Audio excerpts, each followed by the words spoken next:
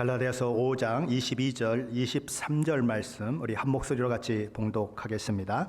오직 성령의 열매는 사랑과 희락과 화평과 오래 참음과 자비와 양성과 충성과 온유와 절제니 이 같은 것을 금지할 법이 없느니라. 아멘. 한국 사람들이 많이 사용하는 말들이 있지요. 그 중에서 세계 공용어처럼 사용되는 말이 하나가 있습니다. 빨리빨리. 한국 여행객들이 외국을 갔는데 외국에서 이렇게 현지인들이 상품을 판매하곤 하죠. 근데 그 사람들이 한국말을 전혀 모르는데 한다는 소리가 빨리빨리라고 물어봅니다. 얼마나 한국 사람들이 가는 곳마다 빨리빨리를 외쳤는지 그들이 빨리빨리라고 하는 말을 기억하고 한국 사람이 있는 곳에는 어디서나 빨리빨리라고 묻는 것이지요. 어떤 분이 짜장면을 먹으러 짜장면 가게를 갔답니다. 외국이죠. 한국이 아니고. 근데 조금 늦게 나오는 거예요. 그래서 빨리 주지 뭐 하느냐고 그랬더니 주인이 쫓아나왔대요. 내가 당신 같은 사람 싫어서 한국에서 떠나서 여기 와서 장사하는데 여기까지 와가지고 또 빨리빨리 하면 어떡하느냐고 그랬다는 이야기가 있습니다. 그만치 우리 한국 분들은 참 빨리빨리, 또 오늘 이 시대는 속도전입니다. 모든 것이 빨리빨리 진행되지요. 한국과 미국이 5G, 5 제너레이션이라고 하는 그 통신망을 개방하는 것을 놓고 이렇게 서로 막 눈치를 보고 그랬던 때가 있습니다. 아마 제가 기억하기로는 올 4월 달인 걸로 기억하는데 한국에서 정보를 받았죠. 미국이 내일쯤 이제 개통을 하려고 한다. 정보를 받았습니다. 한국 사람이 어떻게 했을까요? 오늘 저녁 11시에 개통을 해버렸습니다. 개통하고 나서 어떤 사람이 그 개통 1번 개통자가 되는가, 그러니까 셀폰이죠. 그래서 뭐 김연아가 들어가고 또 몇 사람이 이렇게 들어가게 해서 각 통신사마다 그것까지 다 정해놓고 해서 세계 최초 5G 서비스를 누가 했느냐, 5G 서비스를 누가 했느냐, 대한민국. 이렇게 됐다는 것입니다. 빨리빨리가 만들어낸 거죠. 중동에서는 한국 사람들이 빨리빨리, 남아프리카 또는 뭐 베트남이나 이런 곳에서도 한국의 이 빨리빨리는 잘 통합니다. 도무지 이해할 수 없을 만큼 눈 뜨고 일어나면 이 진행된 모든 것들이 너무너무 놀라운 것입니다. 저 여러분 한번 밖에 나가 보십시오. 미국 사람들 한번 일하는 걸 가만히 보세요. 답답하지 않습니까? 아이고, 한국 사람 같으면 저거 두 달이면 다 끝났을 텐데 1년이 다 가도 아직 안 끝나고 있잖아요. 우리는 이 빨리빨리에 너무 익숙해져 있어서 도대체 이해가 안 가는 것입니다. 도대체 사람이 일하는 건지 안 일하는 건지 보이지도 않고 세월은 흘러가는데 11월 달 벌써 중순이 가고 있는데 아직도 여전히 저 모양인 것입니다. 우리 이 빨리빨리 때문에 우리 속이 타는 거죠. 불편해 죽겠는데, 그죠? 저도 미국에 처음 와서 그런 경험을 한 적이 있습니다. 지금 생각하니까 프렛마이어 44가에 있는 프렛마이어 같아요. 이제 물건을 사려고 몇 개를 집어들고 서 있는데 줄이 좀 제법 길었어요. 제법 길었는데 한국 같으면 이 정도 줄이면 금방 줄어들거든요. 근데 줄이 줄어들질 않아요. 가만히 보니까 앞에서 이 계산대에 있는 아주머니하고 물건을 사려고 하는 사람이 막 깔깔거리고 웃고 그러는데 뒤에 서 있는 제 모습은 어땠을까요? 우라통이 그냥 어떻게 표현해야 될지 모르겠는데 이게 강단이라서 그냥 얼굴이 푸락푸락 하면서 도대체가 이해가 안 되는 겁니다. 아니, 줄이 이렇게 많이 섰으면 한국 같으면 카운터 하는 사람이 가능하면 빨리빨리 진행을 해야 되는 거 아니겠습니까? 그리고 물건을 사는 사람도 어떻게 해야 됩니까? 빨리빨리 자기 볼일만 보고 가면 돼요. 그렇죠? 근데 뭐 내가 휴가를 갔는데 어쩌고 저쩌고 우리 애가 어쩌고 저쩌고 듣다 속이 상해서 도대체 서 있을 수가 없는 거예요. 어떻게 할게요? 물건을 도로 놔두고 가버렸습니다. 한마디로 문화 충격을 느끼는 것입니다. 그런데 지금 시간이 지나면서 점점 기다림에 익숙해져요. 그래, 미국은 그런 것이지. 미국 문화에 가장 잘 적응하려면 무엇부터 적응해야 된다고요? 기다리는 것부터 적응해야 된다. 그런 얘기를 하는 것입니다. 자, 이런 빨리빨리 문화에 너무 익숙하다 보니까 우리 한국 분들은 이 기다리는 것이 굉장히 어렵습니다. 그런데 오늘 본문은 우리에게 이렇게 얘기합니다. 오래 참아라. 하나님의 사람, 성령의 사람이 맺어야 할 성령의 열매의 네 번째 덕목은 오래 참음이다. 오래 견뎌라. 참고 기다려라. 초스피드 시대입니다. 인터넷을 열다가 조금만 늦어지면요, 그 웹사이트 안 보고 넘어가 버립니다. 기다림을 못 참는 이 시대에 우리 하나님은 오래 참으라고 말합니다. 인내하며 기다리는 품성을 키워라. 그렇다면 오래 참이라는 것은 어떤 것일까요? 첫 번째로 오래 참음은 하나님, 우리 성자 하나님으로부터 또한 시작됐다는 것입니다. 죄인된 인류를 향한 하나님의 성품이 무엇이냐? 오래 참음이다. 이스라엘 백성이 애굽에서 나온 지 불과 3개월밖에 되지 않았을 때에 하나님께서는 모세를 신의 산으로 부르십니다. 그래서 그곳에서 율법을 주시고 성막에 대한 모든 설계도를 보여주시고 이스라엘 백성들이 드려야 할 제사 제도에 대해서 알려주시는가 하면 모세가 들고 올라간 두 돌판 위에 친히 십계명을 써서 주시기도 하십니다. 그런데 40여일 동안 금식하며 모세가 그곳에 있는 동안 밑에서는 난리가 났습니다. 이제 불과 애굽으로부터 나온 지 3개월밖에 되지 않았는데 모세가 40일 동안 보이지 않는 거죠. 그러니 얼마나 답답했겠습니까? 그래서 그들은 이렇게 얘기하는 것입니다. 우리를 위해 우리를 인도할 신을 만들어 달라. 우리를 인도했던 모세는 어떻게 됐는지를 우리가 알지 못한다라고 얘기하는 것입니다. 그래서 아론이 내 아내들을 귀에 있는, 내 아이들 귀에 있는 금 귀걸이를 가져와라 라고 얘기하죠. 그래서 그것을 뭘 만듭니까? 금송아지를 만듭니다. 이스라엘아 들으라, 이는 너희를 애굽 땅에서 인도해낸 너희의 신이니라. 그리고 다음 날을 거룩한 날로 구별하고 여호와의 절기로 지키기로 공표합니다. 아침 일찍부터 분주하게 사람들이 움직여요. 그곳에서 번제를 드리고 화목제를 드리고 그리고 뛰놀면서 먹고 마시는 것입니다. 하나님께서는 그 모습을 보고 계셨죠. 모세야, 너 내려가라. 모세가 내려가 보니까 이게 과거가 아닌 것입니다. 그래서 십계명을 친히 하나님께서 기록해 주셨던 그 십계명 돌판을 그대로 내던져 버려서 깨트려 버리고 분노를 드러냅니다. 그리고 모세는 올라가지요. 하나님 앞에 자신의 생명을 담보로 하고 기도합니다. 그 신의 산에서 내가 이 백성을 다 죽여버리고 모세 노로 새로운 민족을 다시 이루게 하겠다고 하시는 하나님과, 하나님 그러시려면 차라리 내 이름을 생명책에서 지워달라고 하는 모세 사이에 숨막히는 그런 씨름이 있게 되는 것입니다. 하나님이 결국 지세요. 모세의 기도를 들어주십니다.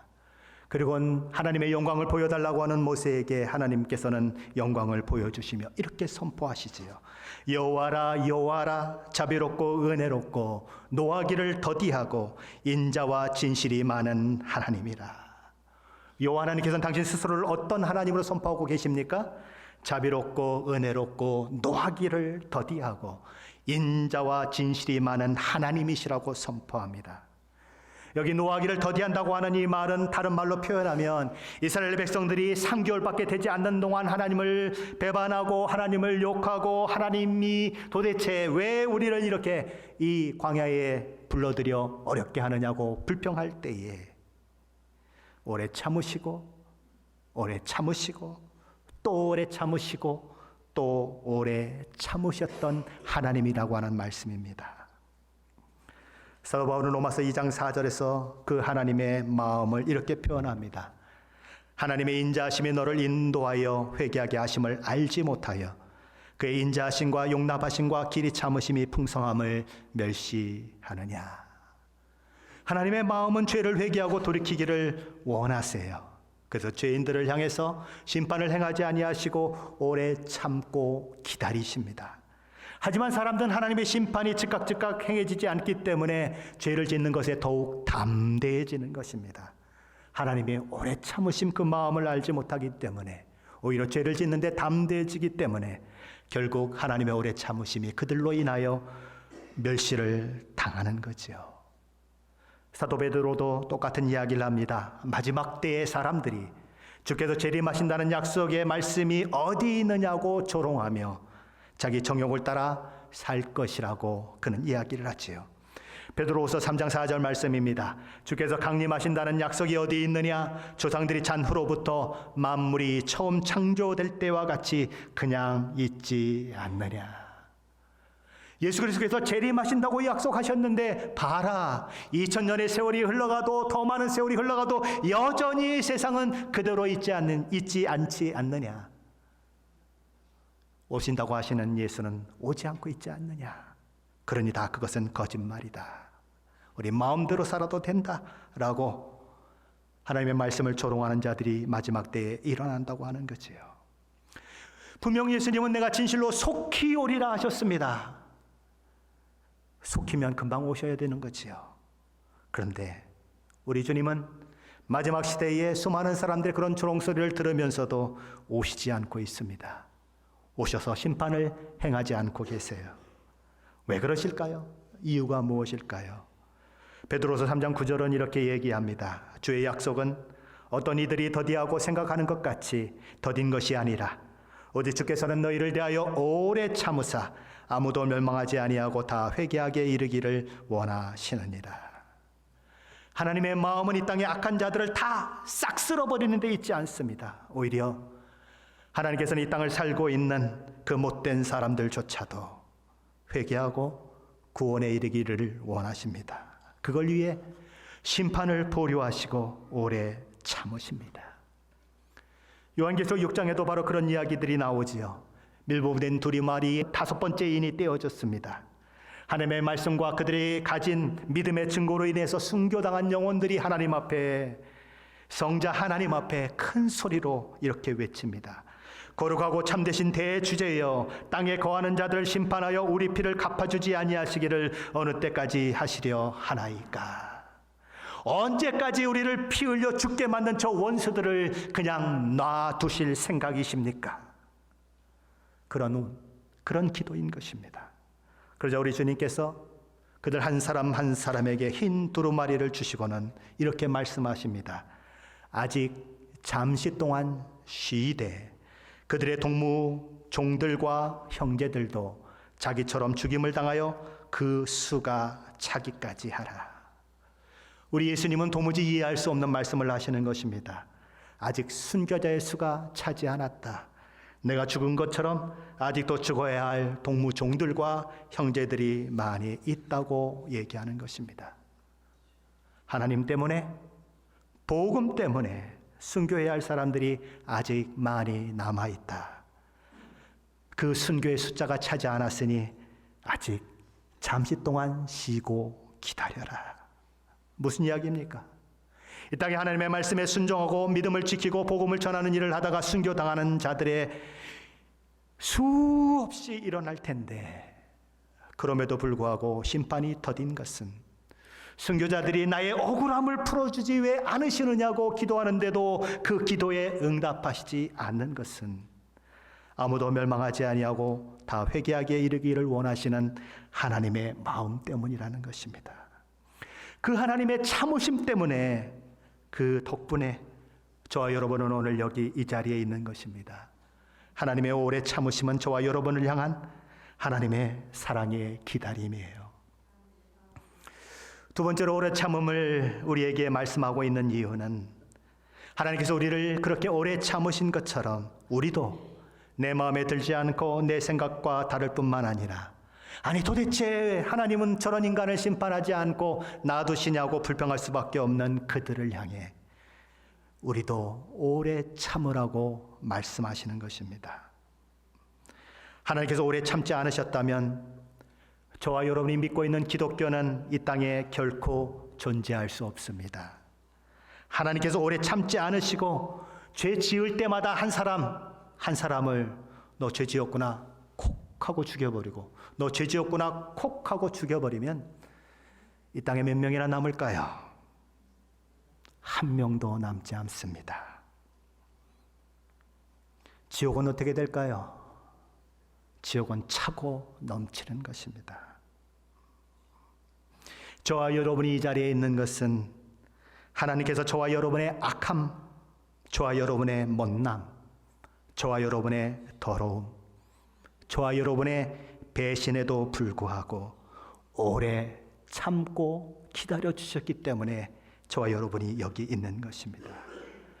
우리는 그 하나님의 오래 참으심의 결과로 구원받은 자요 영생을 얻는 자들로서 이 땅을 살면서 그것을 가슴에 안고 살아가야 하는 것입니다.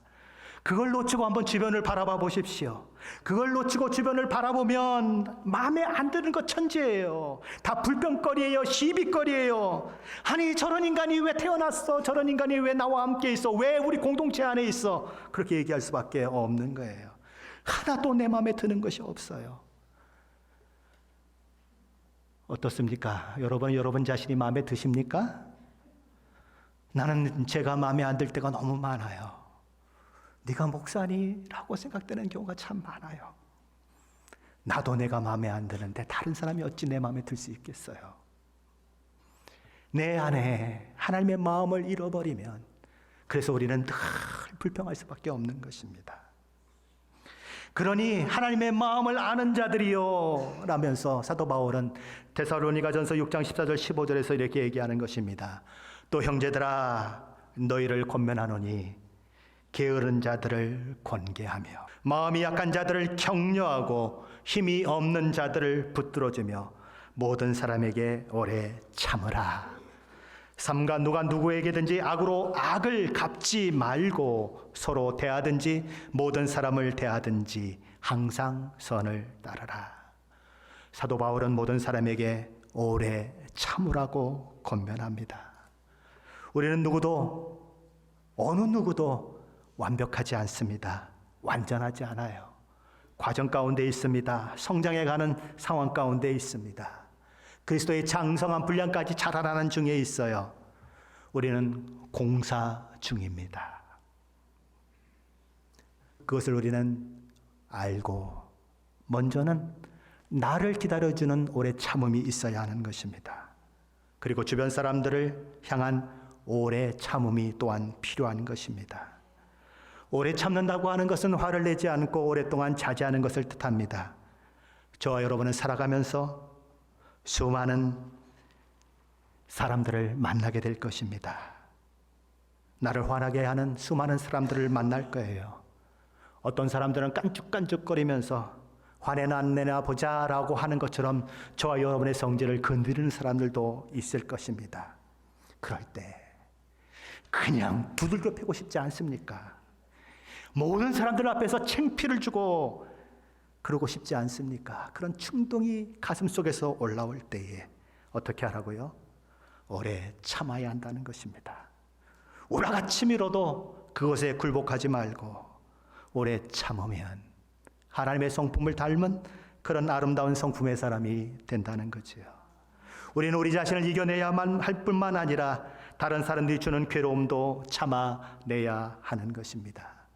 상대를 비난하는 것으로, 상대를 욕하는 것으로, 상대를 그냥 죽사발 만드는 것으로 내가 하나님의 상급을 더 많이 받을 수 있다면 우리는 그 일을 오늘도 내일도 계속 해야 할 것입니다. 그런데 그게 아니라면 우리는 오래 참아야 하는 것입니다. 하늘의 상급을 바라보고 참아야 하는 거지요. 세 번째로 오래 참음은 고난을 만나고 역경을 만났을 때에 일이 내 마음대로 풀리지 않을 때에 하나님께서 모든 것을 알고 계시며 하나님께서 하나님의 때에 하나님의 일을 이루신다는 믿음을 가지고 버티고 견디는 것입니다. 사람들은 이 세상이 우연히 돌아간다고 얘기를 해요. 그러나 성경은 우주의 모든 만물들이 하나님께서 주관하고 계시고 하나님께서 하나님의 손길 가운데 그렇게 이끌고 계시다고 선언합니다. 영어로 역사를 히스토리라고 합니다. 그걸 두 단어로 나누면 His story입니다. 그의 이야기. 역사는 하나님의 이야기라는 거예요. 모든 인류의 역사를 누가 주관하시는가? 하나님이 주관하신다고 하는 것입니다. 하나님께서 모든 것을 구상하셨고 하나님께서 모든 것을 계획하셨고 그 계획대로 역사를 이끌어 가신다는 것입니다. 또한 우리 하나님은 어떤 하나님이십니까? 하나님을 사랑하는 자, 곧 그 뜻대로 부르심을 입은 자들에게는 모든 것을, 어떤 모든 것이요? 슬픔과 좌절, 실패와 낭망, 가난과 병듦, 눈물과 한숨까지도 합력하여 선을 이루게 하시는 분이십니다. 그 하나님을 바라볼 때, 그 하나님께서 주시는 최후 승리를 바라볼 때 우리는 현재의 상황과 처지로 인해서 실망하거나 넘어지지 않을 수 있습니다. 왜냐하면 우리 하나님께서는, 선한 일을 시작하신 우리 하나님께서는 그리스도 예수의 날까지 그 선한 일을 종국에 완성하실 분이시기 때문에 우리는 그것을 믿음으로 바라보고 실망하지 않고 좌절하지 않는 것입니다. 창세기 49장에 보면 야곱이 자신의 죽음이 임박했다는 것을 알고는 자기 아들들 12명을 부릅니다. 장자 루벤으로부터 막내 베냐민까지 한 아들 한 아들이 야곱에 의해서 유언의 말을 듣습니다. 그런데 야곱이 요셉을 축복하면서 이런 말씀을 하고 있는 것을 보게 됩니다. 창세기 49장 26절 말씀이죠. 내 아버지의 축복이 내 선조의 축복보다 나아서 영원한 산이 한없음 같이 이 축복이 요셉의 머리로 돌아오며 그 형제 중 뛰어난 자의 정수리로 돌아오리로다. 내 아버지의 축복이 그랬습니다. 지금 누구를 축복하고 있냐면 요셉을 축복하고 있습니다. 요셉의 아버지가 누굽니까? 야곱. 그러니까 내 아버지의 축복은 누구의 축복입니까? 야곱의 축복. 그렇죠? 내 선조의 축복이라고 야곱이 얘기했습니다. 그럼 야곱의 내 선조는 누굽니까? 아버지 이삭, 할아버지 아브라함입니다. 자, 근데 야곱이 이런 얘기를 하는 것입니다. 내 아버지 요셉의 아버지 야곱의 축복이 야곱의 선조인 이삭과 아브라함의 축복보다 나아서, 이렇게 얘기하는 거예요. 믿음의 모습으로 보나 성질머리로 보나 하는 짓으로 보나 사실상 야곱은 이삭과 아브라함과 견줄 수 없는 사람이에요. 어디 언강생신 어디라고 제일 못난 사람인 주제에 한다는 소리가 자기 축복이 아버지 이삭과 할아버지 아브라함의 축복보다 낫다고 그는 이야기하고 있습니다. 야곱이 멍청해서 이런 고백을 할까요? 그가 미쳤을까요? 아닌 것입니다. 그는 하나님의 일하심과 하나님의 축복을 가장 필요했던 사람이에요. 하나님을 가장 속속였던 사람이에요. 이삭과 아브라함보다 더 크신 하나님의 붙드심과 복주심이 그의 인생 가운데 없었다면 야곱은 결코 이 자리까지 올 수 없었던 사람이에요. 그래서 야곱은 누구보다도 자기의 못남을 알고 있어요. 하나님의 은혜가 없이는 하루도 살 수 없는 자기를 알고 있어요. 한 시간도 살 수 없는 자기를 알고 있어요. 그래서 누구보다도 하나님의 은혜가, 하나님의 복이 얼마나 큰 복인지, 그것이 얼마나 소중한지를 야곱은 알고 있는 것입니다. 아브라함이 알고 있는 것보다, 이삭이 알고 있는 것보다 야곱은 정말 절실하게 자기 삶을 통해서 하나님의 축복의 귀함을 알고 있어요. 야곱의 거듭되는 실패에도, 거듭되는 그의 실수에도 불구하고 그의 인생이 아름다울 수 있었던 것은 하나님께서 그를 끝까지 놓지 않으셨기 때문이라고 하는 사실을 야곱은 알고 있어요. 형 에서의 장자권을 팥죽 한 그릇으로 샀지요. 형이 받아야 할 아버지의 축복까지 형으로 분장해서 들어가서 눈먼 아버지를 속이고 그 축복까지 빼앗아 버립니다. 그리고 도망쳐요. 한심한 친구입니다. 아버지에게 눈먼 아버지를 속인 불효자예요. 뭘 거들어 볼 게 있겠습니까? 그가 베델에서 돌베개를 하고 잠을 자는데 그런 하나님께서 그에게 나타나십니다. 꿈속에 나타나셔요. 그리고 이렇게 얘기를 하세요. 내가 너와 함께 있어 내가 어디로 가든지 너를 지키며 너를 이끌어 이 땅으로 다시 돌아오게 하겠다. 내가 내게 허락한 모든 것을 다 이루기까지 내가 너를 떠나지 아니하리라. 야곱이 언제 요구했나요? 야곱이 언제 기도했나요? 야곱이 그런 자격을 갖췄나요? 여기 그런 축복을 받을 만한 잘난 것이 있나요? 아무것도 없어요. 아무것도 한 게 없는데 일방적으로 하나님이 나타나셔서 야곱을 그렇게 하시겠다고 약속하시는 것입니다. 야곱이 20년 동안 라반의 집에서 수고할 때에 마지막 6년은 자기 소유를 위해서 수고합니다. 그런데 외삼촌 라반과 야곱 사이에 서로 약조를 맺게 되죠. 얼룩지고 아롱진 양과 염소는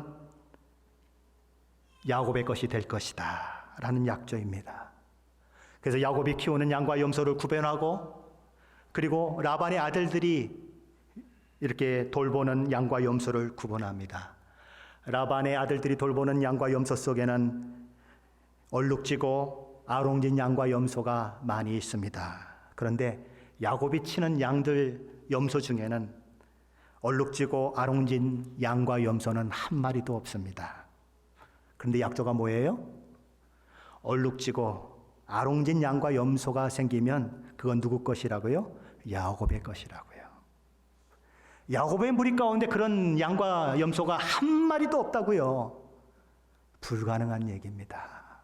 그런데 하나님이 기적적으로 개입해 주세요. 튼튼하고 건강하고 세상에 그런 얼룩지고 아롱진 양과 염소가 얼마나 많이 태어났는지 6년 만에 야곱은 큰 부자가 되었어요. 야곱은 그 하나님을 고백하는 것입니다. 하나님의 은혜입니다. 야곱이 대부자가 되니까 라반의 아들들이 불평합니다. 시기합니다. 외삼촌 라반도 이 야곱을 보는 눈이 예사롭지가 않아요. 그래서 야곱이 어느 날 자기 부인들을 들로 불러냅니다. 몰래 불러내서 우리 도망가자. 그래서 서로 의견이 일치가 됐습니다. 그래, 도망가자. 그렇게 됐어요. 라반이 양털을 깎는 그때에 너무너무 분주하고 그랬던 때에 야곱과 그의 식구들, 그의 소유들은 주랭랑을 치는 것입니다. 이 소식이 라반에게 들렸습니다. 라반이 머리끝까지 화가 났습니다. 그리고 쫓아가는 것입니다. 사흘길을 달려갔다고 성경은 기록하는 거지요. 왜 쫓아갔을까요? 야곱을 축복하려고 쫓아갔을까요? 야곱을 안고 네가 왜 나한테 인사 안 하고 갔느냐고 하려고 쫓아갔을까요? 그게 아니에요. 야곱을 해치려고 쫓아갔습니다. 근데 그 밤에 하나님께서 누구에게 나타나시냐면 라반에게 나타나세요. 라반아, 야곱을 건드리지 말아라. 야곱은 내 사람이다. 야곱을 해하지 못하도록 하나님이 만드셨습니다. 생각해 보십시오. 이 모든 것 중에 야곱이 제 능력으로 한 게 하나라도 있습니까? 이 모든 것 중에 야곱이 잘남 때문에 야곱에게 주어진 축복이 있습니까? 한 가지도 없어요. 야곱이 잘했거나 잘나서 되어진 것 하나도 없습니다. 다 하나님의 은혜의 결과였어요. 야곱은 실패자로 끝날 수밖에 없었어요. 인생에 그러나 승리자로 그는 세워져 있습니다. 하나님 때문이지요. 발꿈치를 움켜쥐고 나왔다고 하는 이름의 뜻을 가지고 있는 야곱이 그저 움켜쥐고 또 움켜쥐고 또 움켜졌는데 움켜쥐는 것마다 없어지지 않습니까? 그렇게 사랑하던 라헬이 죽지요. 그렇게 뛰고들던 요셉은 어디로 갔는지 없지요. 마지막엔 요셉이 누구를 데려오라고 하죠? 베냐민을 데려오라 그래요. 라헬의 두 아들, 딱 두 아들인데 하나는 없어지고 하나밖에 안 남았는데 그 베냐민을 데려오라고 그렇지요. 야곱이 움켜쥐는 것마다 다 없어져 버려요. 근데 그 야곱이 누가 됩니까? 이스라엘이 돼버려요. 이스라엘이 뭡니까? 하나님과 겨루어 이겼다는 것입니다. 세상에 하나님과 이길 사람이 어디 있습니까? 하나님이 줘주셨지요. 야곱은 이 모든 사건을 통해서 하나님께서 주시는 복을 누구보다 많이 경험한 사람입니다. 그 누구보다 그래서 간절하게 요셉을 축복할 수 있는 사람인 거예요. 하나님의 복이 얼마나 귀한지를 그는 알기에, 나의 나던 것이 하나님의 은혜인 줄을 그는 알기에 요셉을 축복하며 아버지 이삭과는 다른, 할아버지 아브라함과 다른 그런 간절한 마음으로 축복을 했기에 그의 축복은 그의 선조의 축복보다 나은 축복인 것입니다. 야곱의 삶을 통해서 보듯 저와 여러분의 삶 속에서 하나님은 변함없이 일하신다고 하는 것을 기억하십시오. 나는 급해요. 하나님, 나는 너무 급해요. 발을 동동동동 구르는데 하나님은 전혀 급하지 않으세요. 그때도 하나님은 일하실까요? 그때도 하나님은 일하십니다. 저와 여러분의 유익을 위해서 일하세요. 저와 여러분을 아름다운 믿음의 사람으로 만들기 위해서 하나님은 일하세요. 야곱을 이스라엘 되게 하기 위해서 하나님은 일하세요. 그것을 우리는 기억해야 하는 것입니다. 모든 문제 가운데 우리는 하나님이 일하시고 계시다고 하는 것을 기억해야 합니다. 하나님이 나보다 나를 더 사랑하시고 나보다 나를 더 잘 아신다고 하는 그 믿음의 고백을 가지고 하나님을 신뢰하며 기다리고 오래 참아야 하는 것입니다. 로마서 8장 24절 25절 말씀은 이렇게 얘기합니다. 우리가 소망으로 구원을 얻었음에 보이는 소망이 소망이 아니니 보는 것을 누가 바라리요. 만일 우리가 보지 못하는 것을 바라면 참음으로 기다릴지니라. 야고보서 1장 12절 말씀은 우리가 시련을 견뎌야 하는 이유를 이렇게 기록해 놓고 있습니다. 시험을 참는 자는 복이 있나니 이는 시련을 견디어낸 자가 주께서 자기를 사랑한 자들에게 약속하신 생명의 면류관을 얻을 것이기 때문이라. 견뎌야 한다는 것입니다. 네 번째로 우리에게 오래 참음이 필요한 이유는 그것이 우리를 믿음으로 부욕해 하며 인격적으로 성숙하게 만들기 때문입니다. 미숙한 사람과 성숙한 사람이 어떻게 구별될까요? 미숙한 사람과 성숙한 사람의 차이는 오래 참는 것입니다. 어른과 아이의 차이는 무엇일까요? 어른은 오래 참을 수 있는데 아이는 오래 참지 못해요. 성숙한 사람은 늘 참고 인내합니다. 미숙한 사람은 안정감이 없어요. 안절부절하고 조급하고 요동칩니다. 꼭 어린아이 같습니다. 성숙한 사람은 변함없고 한결같아요. 힘든 일을 잘 견디고 불평 없이 고난을 이겨냅니다. 다른 사람들로부터 상처를 입고 비난을 받아도 성숙한 사람은 분노를 급하게 나타내거나 보복하지 않고 참을성 있게 견디어내곤 합니다. 인내심이 많은 사람은 쉽게 달아오르지 않아요. 사도 바울은 고린도전서 1장에서 자신의 선교 여정을 돌아보면서 자신이 당한 고난을 소개하며 힘에 겹도록 심한 고난을 당하여 살 소망까지 끊어졌다고, 그래서 우리는 우리 자신이 사형 선고를 받은 줄 알았다고 그렇게 고백합니다. 그런데 사도 바울은 그 이후에 이런 고백을 함께 고백합니다. 뭐라고 고백하냐면 이렇게 얘기를 해요. 이는 왜냐하면 우리로 자기를 의지하지 말고 오직 죽은 자를 다시 살리시는 하나님만 의지하게 하십니다. 왜 모든 것을 끊었는가? 왜 죽을 것 같은 그 상황 가운데 내가 처해졌는가? 그는 깨달은 것입니다. 뭘 깨달아요? 아하, 하나님께서 오직 하나님 한 분만을 나로 하여금 의지하게 하시는구나. 고난을 만날 때 사람들은 비로소 자기가 얼마나 작은 사람인지, 약한 사람인 줄을 알게 됩니다. 고난을 만나기 전에는 자기가 힘이 있다고 생각했어요. 나는 재력이 있다고 생각했어요. 나는 건강하다고 생각했어요. 그런데 고난을 만나고 나면 자기에게 힘이 되었던 그 모든 것들이 아무 소용이 없다는 것을 알게 되는 것입니다. 고난을 넘어설 수 없는 자신을 발견하면서 그때야 하나님 앞에 무릎 꿇고 하나님을 붙드는 일들이 일어나는 거지요. 그 하나님을 붙들고 메어 달리다가 하나님을 경험하고 그는 이전과 다른 큰 믿음의 사람이 되어지는 것입니다. 시편 105편에 보면 요셉에 대한 이야기가 나오지요. 시편 105편에 이 요셉에 대한 이야기를 하면서 그 말씀은 이렇게 시작됩니다.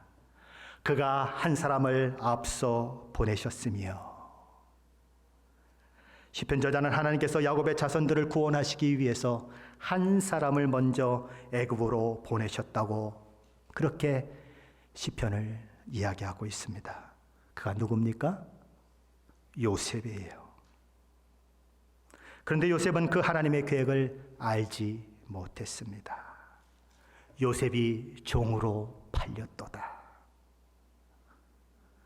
세상에 자기 식구들을 구원하기 위해서, 야곱의 가족을 이스라엘로 만들기 위해서 하나님이 자기를 종으로 파실 줄 그가 어떻게 알았겠습니까?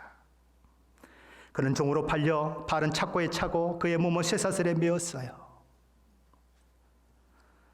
형들에 의해서 남의 종으로 팔리고 누명을 쓰고 옥에 갇혀서 쇠사슬에 매인 신세가 되었을 때에 그것이 그가 하나님의 계획인 줄을 어떻게 알았겠어요? 다만 억울하고 분하고 내 인생이 내가 이게 무엇인가라고 하는 그런 생각들이 그의 생각 가운데 왔다 갔다 하지 않았겠습니까?